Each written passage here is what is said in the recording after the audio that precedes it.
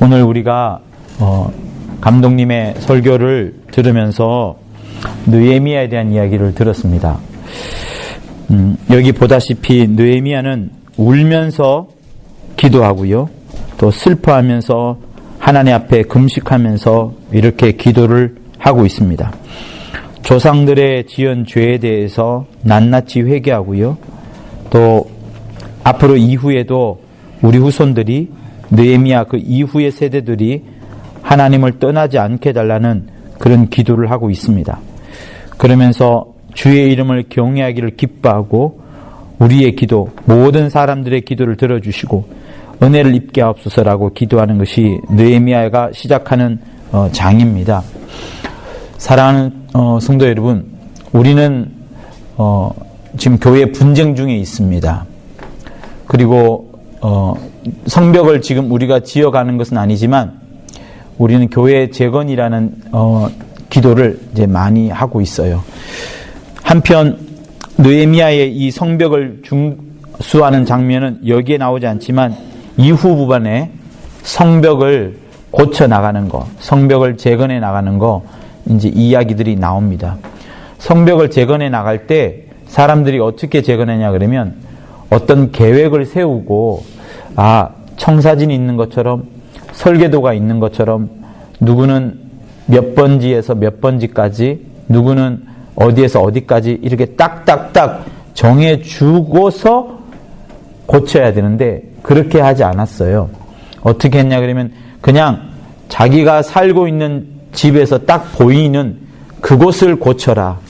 내가 화장실에 갔는데 화장실에서 창문을 열었는데 그 창문 밖에 무너진 성벽이 보이면 거기를 치우는 것으로, 그러니까 자기 눈앞에 보이는 그 장소, 농사를 하러 가든 장사를 하러 가든 내가 딱 맞닥뜨리는 그 장소에서 성벽이 무너져 있으면 그것을 고치는 것으로 결정을 한 겁니다. 그러니까 사실상 어떤 계획을 세우고 성벽을 고치는 게 아니고 눈에 보이는 대로 각 사람이 알아서 성벽을 고쳐 나갔던 겁니다. 그런데 시간이 흘러서 나중에 보니까 이것이 크고 웅장한 건 아니지만은 누군가가 손을 댄 것처럼 한 모양으로 딱 멋지게 중수가 되었던 것이 이 성경책에 나옵니다. 여러분, 느헤미야의 성벽 중건을 이야기를 들으면서 우리가 생각해 볼 것들이 좀 있습니다. 그것은 뭐냐면 이스라엘 사람들은 죄를 지었기 때문에, 조상들이 죄를 지었기 때문에 그 이스라엘에서 쫓겨나게 되었고, 북왕국은 완전히 사라지잖아요. 남왕국은 바벨론으로 포로로 끌려가게 됩니다. 그리고 역시 포로의 삶을 살면서 지금 느헤미야 이야기가 나오는 거예요. 느헤미야 이야기는 이스라엘에서 있었던 이야기가 아니고 이스라엘 바깥에서 포로된 지경에서 지금 하는 이야기들인 겁니다. 그래서요, 여러분, 이렇게 생각해 볼 수 있습니다. 우리는 아직까지 이스라엘 사람들보다는 훨씬 더 좋은 조건이에요. 이스라엘 사람들은 나라가 완전히 없어졌습니다. 백성의 몇 프로예요? 굉장히 10지파가 사라졌으니까요, 여러분. 얼마나 많은 사람들이 없어졌습니까? 겨우 2지파, 그 2지파가 끌려가가지고 포로 생활을 하다가 이제 조금씩 귀환하는 그런 장면 속에 있습니다. 우리에 비하자면, 우리 성락교회에 비하자면 우리는 오히려 굉장히 지금은 이 사람들에 비해서는 굉장히 좋은 조건이라 할 수 있어요. 자, 그런데 하나님께서 이스라엘 백성의 그 포로된 사람들의 마음을 움직이기 시작을 합니다. 가장 대표적으로 느헤미야의 마음을 움직였죠. 느헤미야 마음속에 늘 고향에 대한 그리움, 하나님이 계셨던, 하나님의 백성들이 모였던, 하나님의 말씀을 들었던 그 성전에 대한 갈망이 있습니다. 그래서 소식을 물었더니 지금 완전히 회파되어 있고 난리법석이다, 이렇게 지금 이야기를 하게 된 거죠. 그래서 울면서 기도하는 장면이 우리가 읽었던 장면입니다.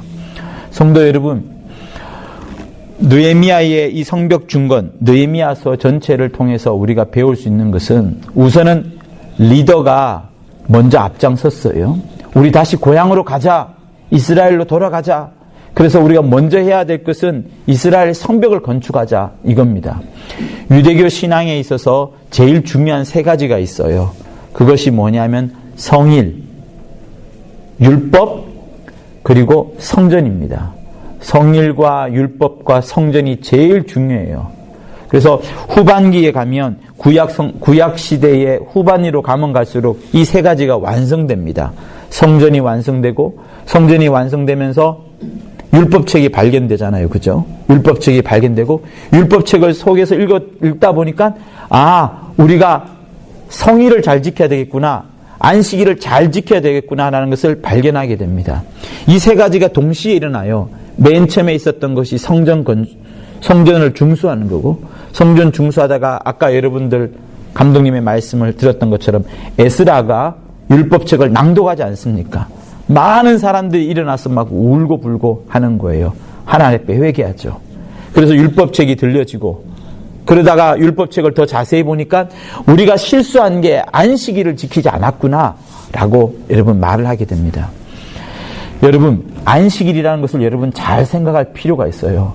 정말 쉬는 날입니다.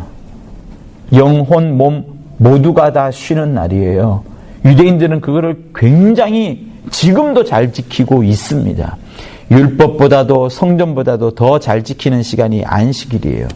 그 의미가 우리 믿는 우리에게도 사라진 것이 아닙니다. 성도 여러분, 주일을 목숨 걸고 지킬 수 있도록 하셔야 돼요.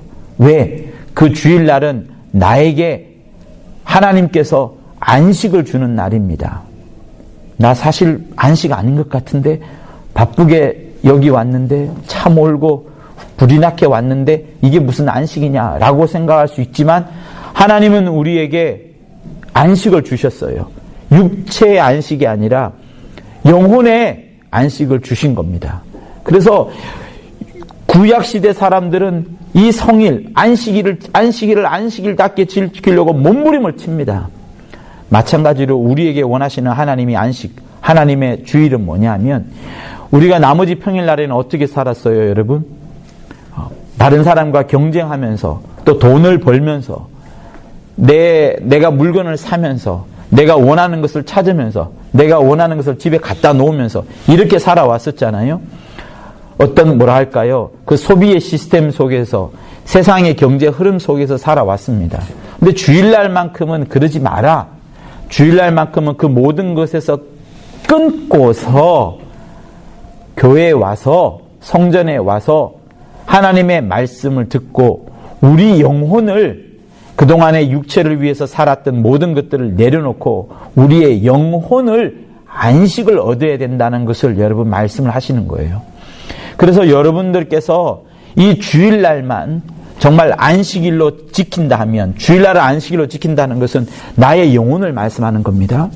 그래서 육체의 바쁨을 내려놓고, 친구들과의 만남도 포기하고, 여러 행사도 내려놓고, 오직 하나님의 말씀 속으로 깊이 막 집중할 수 있도록 막 그렇게 만들어 놔야지, 내가 기도하지 않아도요, 나의 기도 제목이 일하게 되고, 내 몸에 있던 병들도 떠나가게 되고, 음부의 권세들이 해결을 받게 되고, 자녀들도 문제가 여러분 풀려집니다. 근데 내 마음이 이중으로 바뀌어져 있다 그러면 그거를 나 육체도 알게 되고 내 자식도 아는 겁니다. 그래서 어찌하면 이 안식일을 잘 지킬까, 어찌하면 성일을 잘 지킬까 하는 것들은 우리가 구약교회 사람들에게도부터도 배워야 되는 부분들이에요. 자, 안식일 중요하죠. 율법, 우리에게 있어서 신약시대에 와서 율법은 뭡니까? 주의 말씀이에요. 하나님의 말씀 속으로 들어가는 겁니다. 그리고 세 번째가 성전이잖아요. 성전은 이제 교회에 해당하는 부분들입니다. 자, 그런데 교회에 대해서 사람들이 오해하는 경우가 있긴 하는데, 여러분, 교회를 좀 멋지게 바꾸어 나가겠다, 교회를 좀 한번 뒤집어 보겠다 하는 생각들이 사람들에게 지금 들어와 있는 경우를 우리는 봅니다. 그런데 하나님의 역사를 한번 보세요. 하나님의 역사를 잘 한번 보면 우리가 놀라운 것을 배울 수 있습니다. 하나님께서 교회에 대해서 어떻게 보시는가를 잘 볼 필요가 있어요. 그것이 어디에 나오냐면 마태복음 16장 18절에 하나님께서 맨 처음에 교회에 대해서 정의한 부분들이 있어요. 자, 우리 마태복음 16장을 한번 펴봅시다. 아마 이 세상에서 가장 중요한 성경 구절이라 해도 아깝지 않을 만한 그 말씀일 겁니다. 마태복음 16장 16절에서 우리 18절까지를 보도록 합니다.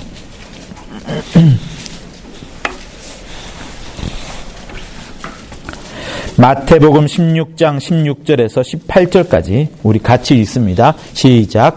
시몬 베드로가 대답하여 가로되 주는 그리스도시요 살아계신 하나님의 아들이니이다.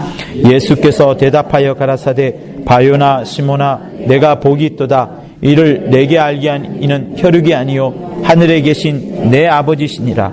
또 내가 내게 이르노니 너는 베드로라. 내가 이 반석 위에 내 교회를 세우리니 음부의 권세가 이기지 못하리라. 네. 어떤 사람들이 교회를 개혁해야 된다고 합니다. 교회가 개혁의 대상이라고들 말을 합니다. 그 이야기는 여러분 딴 데서 많이 들려왔던 이야기예요.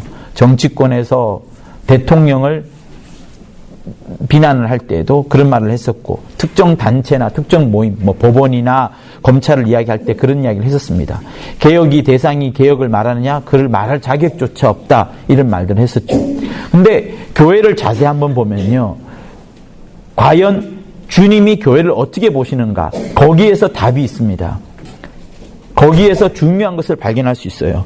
자, 교회라는 단어가 16장 18절에 맨 처음에 등장하는데 말씀하시기를 이 반석 위에, 여기서 말하는 반석은 예수가 그리스도시요 살아계신 하나님의 아들이라는 그 고백이에요. 예수가 주인이다. 예수가 그리스도시다. 예수가 살아계신 하나님의 아들이시다. 이 정확한 고백 위에 지금 세우는데, 교회라는 것은 뭐냐면 음부의 권세가 이기지 못하리라 라고 말씀을 합니다. 교회를 처음부터 이야기할 때에 세상의 어떤 모임이나 세상의 단체와 다르게 맞수가 있어요.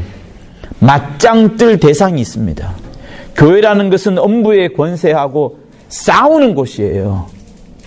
교회라는 것은 바리새인들처럼 그냥 구제하고 절제하고 금식하고 이렇게 자기들의 종교 생활을 열심히 하는 그것을 말하는 것이 아니라, 신앙생활이라는 것은 음부의 권세라는 그 세력과 다투는 겁니다. 싸우는 겁니다. 그들에게 쏙지 않는 것이고 그들을 이겨내는 것을 말씀을 하는 거예요. 그게 교회입니다. 그런데 그렇다면 여러분, 우리는 신앙생활 할 때에 내가 신앙생활 할 때 교회라는 것이 음부의 권세가 이기지 못하는 곳이라 했으니 나의 신앙생활은 항상 나의 맞수가 있다는 것, 내가 싸워야 될 대상이 있다는 것을 항상 생각해야 됩니다. 다시 말하면 나와 맞설 싸울 대상은, 맞수는 내가 가만히 있으면 나를 공격하고요, 내가 대적하면 여기도 움찔하게 되어 있어요. 그런데 바리새인처럼 그렇게 신앙생활하는, 마치 종교생활한다 그러면 구제도 좋죠, 절제하는 것도 좋아요, 금식하는 것도 좋습니다. 다 좋아요. 성결하게 사는 거 좋아요. 근데 여기는 뭐가 없어요? 맞수가 없어요. 싸울 대상이 없습니다. 바리새인들은 아무하고도 싸우지 않았어요. 오히려 사람들을 얘네들은 죄를 짓는 사람이야, 밀쳐내. 문둥병자는 저쪽으로 몰아내. 세리들은 저쪽으로 가서 살아. 우리는 우리끼리 거룩한 자들끼리 모일 거야 라고 생각을 했고, 그것이 신앙생활이라 생각을 했습니다. 그런데 주님은 이 땅에 오셔서 그렇게 하지 않으셨어요. 오히려 그들이 그렇게 밀쳐낸 사람들에게 다가갔고 그들을 안아주었고 그들과 함께 울었고 함께 웃었습니다. 그러면서 우리에게 말하기를, 너희들이 싸워야 될 사람은 사람이 아니라 눈에 보이지 않는 영적 세력, 눈에 보이지 않는 마귀다 라고 말씀을 한 거예요. 음부의 권세가 있고 그 음부의 권세와 싸워야 되는 것이 여러분 교회라고 했는 겁니다. 그래서 우리가 교회에 어떤 문제가 생겼을 때 제일 먼저 생각해야 되는 것은 뭐냐면, 나의 신앙생활이 지금 온전하게 가고 있느냐, 나의 신앙생활이 가장 기본적인 길을 가고 있느냐를 봐야 되고, 그러면서 이 틈 사이에 원수 마귀가 치고 들어왔다, 앞으로도 계속해서 치고 들을 것이라는 생각을 늘 해야 되는 겁니다.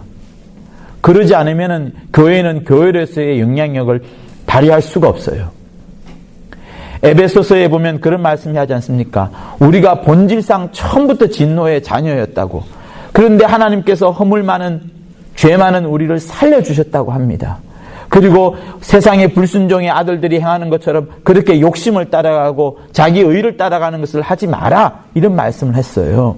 사랑하는 성도 여러분, 교회가 다른 사람들로부터 공격을 받고 비판을 받을 때 우리가 해야 될 것이 있습니다. 그들이 비판하는 것을 잘못됐다고 말하기 전에 내가 어디에서부터 실수하고 있는지를 먼저 살펴보는 것이 굉장히 필요합니다. 왜?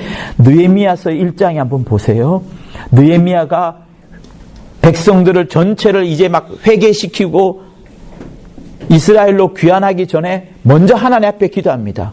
우리 조상들의 죄에 대해서 기도하고 다시는 우리가 이러지 않게 달라고 몸부림을 치면서 눈물을 흘리면서 기도했어요. 그 기도에 하나님이 응답을 하신 겁니다.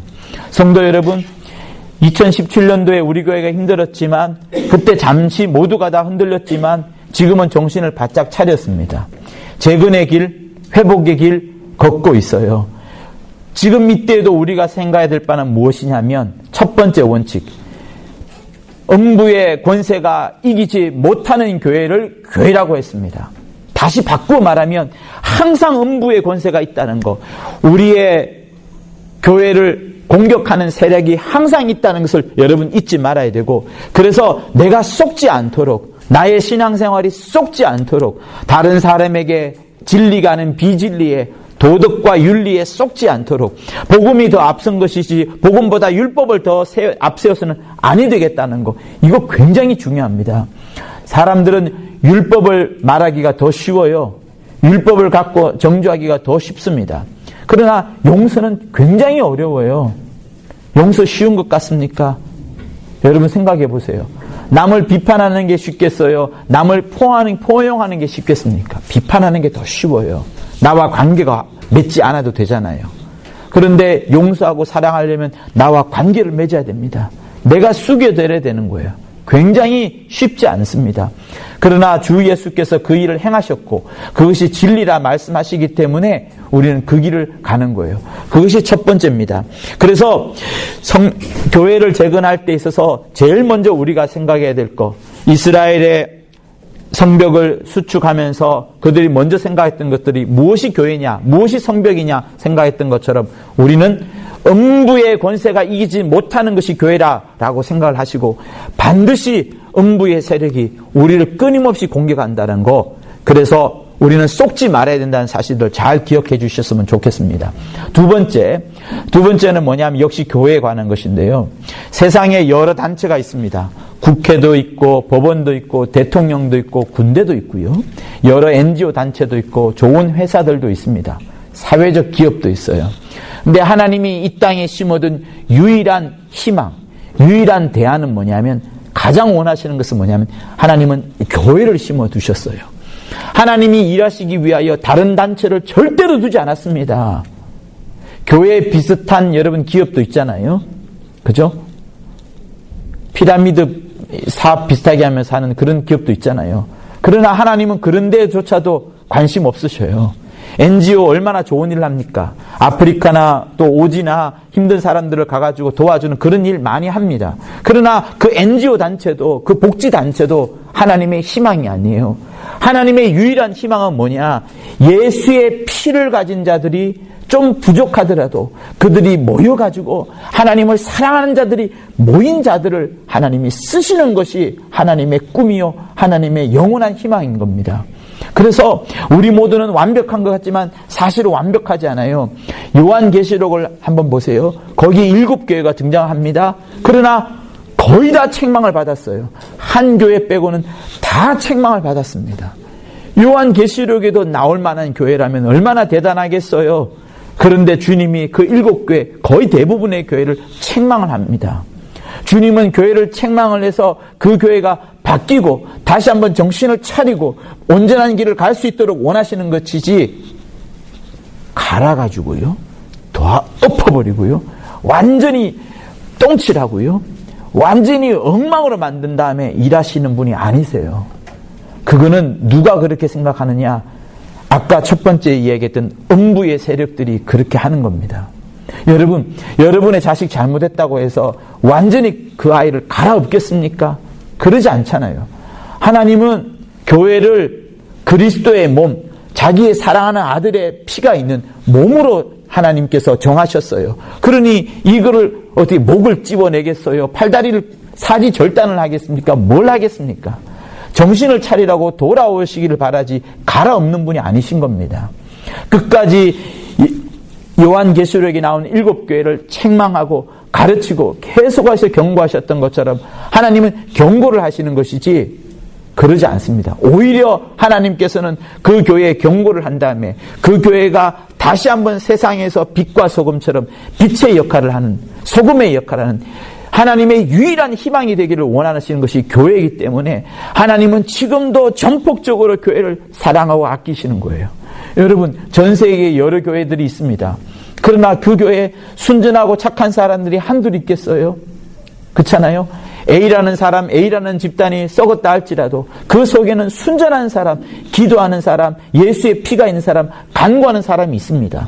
하나님은 그들을 보고 또 역사를 베풀어 주시는 거예요. 그러므로 사랑하는 성도 여러분, 교회가 바뀌어야 된다, 교회가 어떻게 된다, 그런 생각하지 마시고 모든 것을 주께 맡겨드리고, 교회는 음부의 권세가 이기는 곳이요, 교회는 하나님의 유일한 희망, 하나님의 유일한 대안, 이 땅에 어떠한 것들도 관심 없으시고 오직 교회에만 관심 있다는 사실들을 아시고, 여러분, 오늘 우리가 들었지 않습니까? 우리의 직분이 뭐예요? 우리의 사명이 뭐예요? 우리의 해야 될 바가 뭡니까? 1부 예배 때, 2부 예배 때는 교회라 했고 1부 예배 때는 성락교회라고 했습니다. 사랑하는 성도 여러분, 여러분들이 다른 교회도 갈 수 있지만 이 교회, 내게 맡겨준 우리 교회가 정말 나의 직분이다, 나의 영원한 사명이다, 이것이야말로 내가 빼앗기지 말아야 될 나의 몫이요, 나의 분깃이다 라고 생각할 때 여러분 더 열심히, 더 멋지게 일할 수 있는 겁니다. 여러분들께서 성전을 건축해 나가는 느헤미야와 그의 백성들의 모습들을 보시면서 여러분들도 우리 교회를 재건해 나가고 우리 교회를 회복해 나가는데 일조할 수 있기를 예수 이름으로 부탁을 드립니다. 이스라엘 백성들이 계획을 세우고 이거 치우고 한 거 아니에요.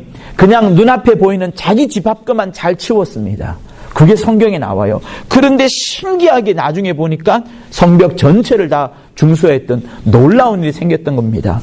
여러분들이 여러분이 있는 장소에서 목양사의 일, 또 누구는 설거지하는 일, 누구는 청소하는 일, 또 누구는 물질을 가져다 주는 일, 누구는 기도하는 일, 나는 아무것도 없어서 그냥 기도만 할게 하는 이 모든 것들은 하나도 버릴 것이 없어요. 내가 사람들로부터 욕을 얻어먹는 자리에 있다 할지라도 하나님께서는 그것을 무엇으로 보느냐? 내 앞에 있는, 내 집 앞에 있는 성벽을 중수하는 것으로 하나님이 보시고, 하나님께서 전부 다 합력하여서 마침내는 큰 성벽을, 큰 성전을 이루어가는 그 일을 하시는 겁니다. 그래서 성도 여러분, 여러분 있는 자리에서 잘 감당하시고 더 크고 위대한 걸 하려 하지 마시고요, 오직 하나님이 내게 맡겨진 일만 잘 감당함으로써 하나님께서 알아서 하나님의 일을, 하나님께서 책임지시고 하는 일들을 여러분이 경험하시기를, 또 맛보시기를 예수 이름으로 부탁을 드립니다. 자, 교회는 음부의 권세가 이기지 못하는 곳이다. 교회는 음부의 권세가 이기지는 못하는 곳이다. 두 번 하겠습니다. 시작. 교회는 음부의 권세가 이기지 못하는 곳이다. 교회는 음부의 권세가 이기지 못하는 것이다. 하나님의 유일한 희망은 교회뿐이다. 하나님의 유일한 희망은 교회뿐이다. 시작. 하나님의 유일한 희망은 교회뿐이다. 하나님의 유일한 희망은 교회뿐이다. 마지막으로 나의 직분, 나의 소명은 성락교회다. 나의 직분, 나의 소명은 성락교회다. 시작. 나의 직분, 나의 소명은 성락교회다. 나의 직분, 나의 소명은 성락교회다. 예수